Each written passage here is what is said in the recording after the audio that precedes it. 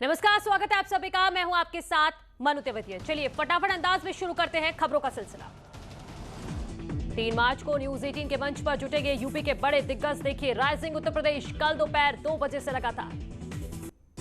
Rising UP में देखिए CM Yogi Adityanath exclusive. CM योगी बताएंगे कैसे जीतेंगे 2022 की बाजी। राइजिंग यूपी में डिप्टी सीएम दिनेश शर्मा बताएंगे योगी सरकार की 4 साल की उपलब्धियां। डिप्टी सीएम केशव प्रसाद मौर्य से होगी संस्कृति और विकास की बात। राइजिंग यूपी में पूर्व मुख्यमंत्री अखिलेश यादव भी होंगे शामिल। अखिलेश यादव से होगी सियासत की बात। राइजिंग यूपी में होगा सुरों का संगम। मालिनी अवस्थी और मनोज मुंतसिर छेड़ेंगे तान तो मनोज तिवारी बिखेरेंगे रंग बनारसियाकरण।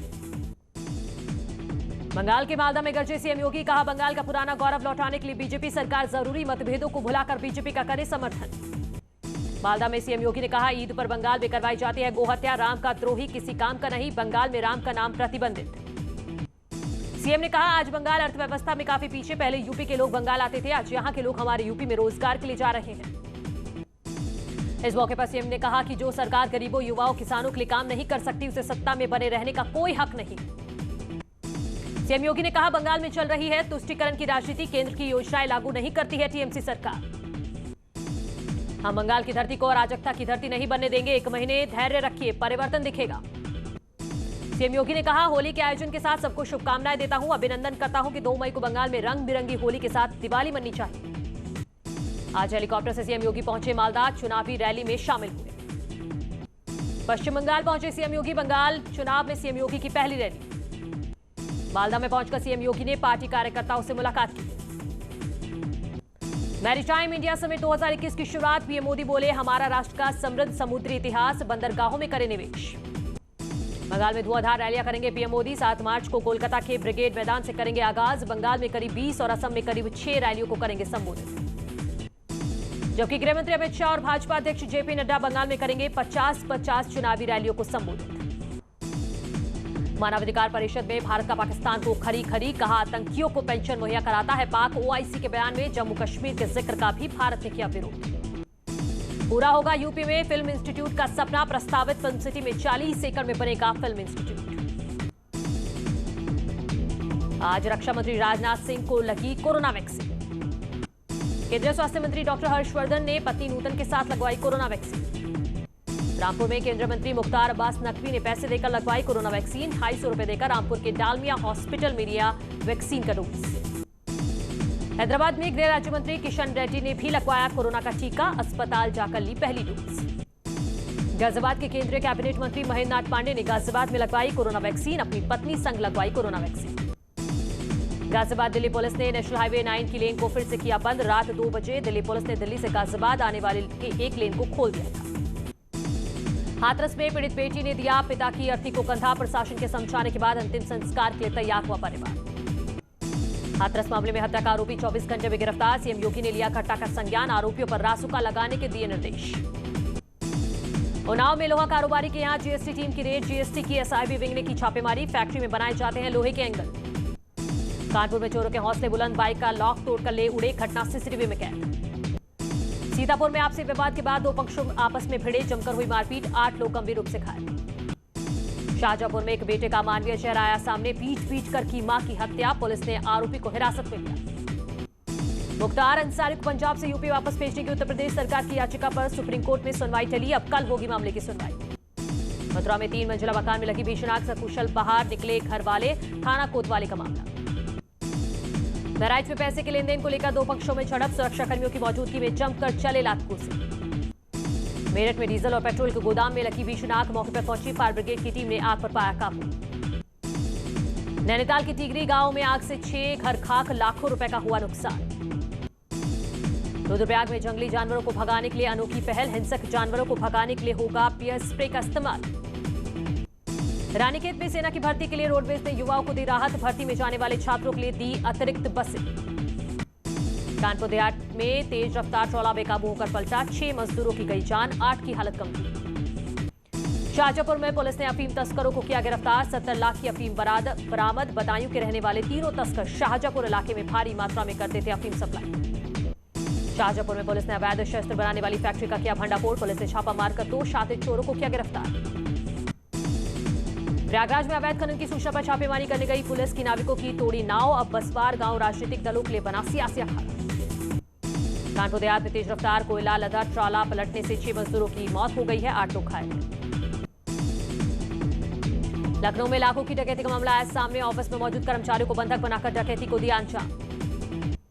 मेरठ में बीजेपी कार्यकर्ताओं ने हाशिमपुर चौकी पर जमकर किया हंगामा। चालान काटने और दरोगा के गलत व्यवहार को लेकर बीजेपी कार्यकर्ताओं और नेताओं ने जमकर की नारेबाजी।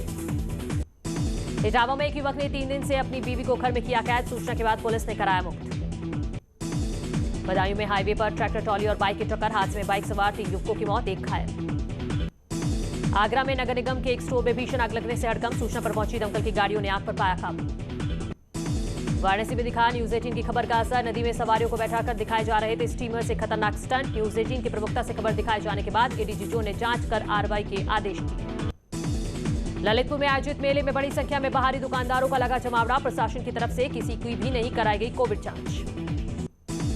अमेठी में अंतर्जातीय प्रेम विवाह की वजह से दिन दहाड़े सरे बाजार 38 वर्षीय युवक की ताबड़तोड़ गोलियां बरसाकर हत्या की गई। दिन दहाड़े हुई युवक की हत्या से प्रशासनिक अमले में हड़कंप। चंदौली में कोयला मंडी में सीबीआई का छापा। चांसी में ट्रांसपोर्ट व्यवसायी के यहां छापा। बिहार के बड़े कोयला व्यवसायी से कनेक्शन की बात आ रही सामने। ग्रेटर नोएडा में देर रात हुआ एनकाउंटर। सूरजपुर के इंडस्ट्रियल एरिया में हुई मुठभेड़ में एक बदमाश गिरफ्तार। हापुड़ में पुलिस की पशु तस्करों से हुई मुठभेड़ के बाद पुलिस ने 4 पशु तस्करों को किया गिरफ्तार। ग्रेटर नोएडा में मंचले युवक की चाकू से गोद कर की गई हत्या। मृतक आरोपी की बहन से करता था छेड़छाड़, जिससे आज ही जाकर आरोपी ने दिया घटना को अंजाम। सहारनपुर में बकरी चोर की पिटाई का वीडियो वायरल। सूचना के बाद मौके पर पहुंची पुलिस ने चोर को हिरासत में लेकर जेल भेजा। मुरादाबाद के जिला अस्पताल में 2 दिन में आवारा पशुओं के काटने के 85 नए मामले आए सामने। डॉक्टर ने बताया कि घायल लोगों में बंदर, चूहा और बिल्ली काटने से है मरीज। बुलंदशहर में मामूली सी बात पर एक समुदाय के 2 पक्षों में खूनी संघर्ष। बवाल में जमकर चले लाठी डंडे, कई राउंड चली फायरिंग। मुजफ्फरनगर में केंद्रीय मंत्री संजीव बालियान ने किसानों की जमीन हड़पने की बात को बताया अफवाह मात्र। उन्होंने कहा पीएम मोदी और सीएम योगी ईमानदारी की मिसाल। कान्हा की नगरी में फूलों की होली का किया गया आयोजन, जिसमें राधा कृष्ण के स्वरूपों ने व्यासपीठ पर विराजमान संतों महंतों के साथ जमकर फूलों की होली का उठाया। बढ़ते डीजल के दाम और बनाए गए काले कृषि कानून के खिलाफ किसान ने जोती अपनी गेहूं की फसल। किसानों ने केंद्र सरकार के खिलाफ भी नारेबाजी की।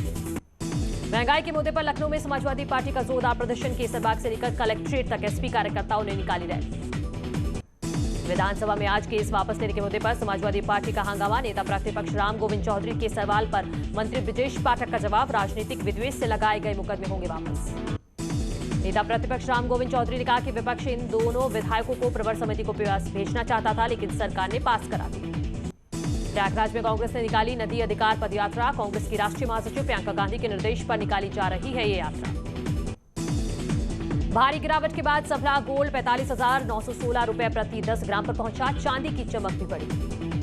बाजार में लौटी रौनक। सेंसेक्स 408 अंकों की तेजी के साथ खुला। निफ्टी 14,850 के पार। तेल की कीमतों में मिली थोड़ी राहत। पेट्रोल डीजल की कीमतों में कोई बदलाव नहीं किया गया। एलपीजी गैस के बाद दिल्ली एनसीआर में सीएनजी 70 पैसे महंगी। पीएनजी के दामों में भी 91 पैसे की बढ़ोतरी। दोहा में जीत के साथ सानिया मिर्जा की WTA सर्किट पर वापसी। 12 महीने में पहली बार मैदान में उतरी। भारत की अंतर्राष्ट्रीय हॉकी में शानदार वापसी। जर्मनी को 6-1 से हराया। जोकोविच ने फेडरर के रिकॉर्ड की बराबरी की। सबसे ज्यादा 310 हफ्ते तक नंबर 1 रहने का रिकॉर्ड तोड़ने के करीब पहुंचे जोकोविच। विजय हजारे ट्रॉफी में आईपीएल से पहले शार्दुल ठाकुर का धमाका। 57 गेंदों में 92 रन बनाकर मुंबई को जिताया। बैटिंग के दौरान सहवाग से गाना सुनने की फरमाइश करते थे पाकिस्तानी खिलाड़ी शोएब अख्तर। सहवाग ने एक पोस्ट शेयर किया है। हरभजन सिंह की डेब्यू फिल्म फ्रेंडशिप का ट्रेलर रिलीज। दिख रहा क्रिकेटर का एक्शन अवतार। इस ट्रेलर में हरभजन सिंह अलग अंदाज में नजर आ रहे हैं। बेहद कम उम्र में आलिया ने खुद के प्रोडक्शन हाउस किया तैयार। कंपनी का नाम रखा इटर्नल सनशाइन। एक्टिंग के साथ साथ तबला बजाने में भी एक्सपर्ट हैं सारा अली खान। सोशल मीडिया पर शेयर किया वीडियो। बिग बॉस जीतने के बाद रुबिका दिलेक का दिखा दिलकश अंदाज। शेयर की स्विमिंग पूल की वीडियो। अक्षय कुमार की 5 साल पहले आई फिल्म रुस्तम के लिए कोर्ट ने जारी किया नोटिस। इस फिल्म में एक सीन में वकीलों को कहा गया था पेशर। 78 साल के अमिताभ बच्चन की हुई आंखों की बड़ी सर्जरी। कुछ महीने पहले दिया था इशारा। पोस्ट शेयर कर दी सेहत की जानकारी। श्रद्धा कपूर ने अपने इंस्टाग्राम अकाउंट पर शेयर किया स्लो मोशन डांस। वीडियो में समुद्र किनारे डांस करती नजर आ रही है हीरोइन। सोन चिड़ैया के 2 साल पूरे होने पर भूमि पेडनेकर ने किया सुशांत को याद। बोली, कई जनरेशन तक याद किए जाएंगे सुशांत। ब्रह्मास्त्र से पहले एक विज्ञापन में नजर आएंगी आलिया और रणवीर की जोड़ी। रोमांटिक पिक्स हुई viral. Bollywood star John Abraham की अपकमिंग फिल्म मुंबई सागा का धमाकेदार ट्रेलर हुआ रिलीज। फिल्म के ट्रेलर रिलीज के बाद से ही फैंस में फिल्म को देखकर बड़ी उत्सुकता।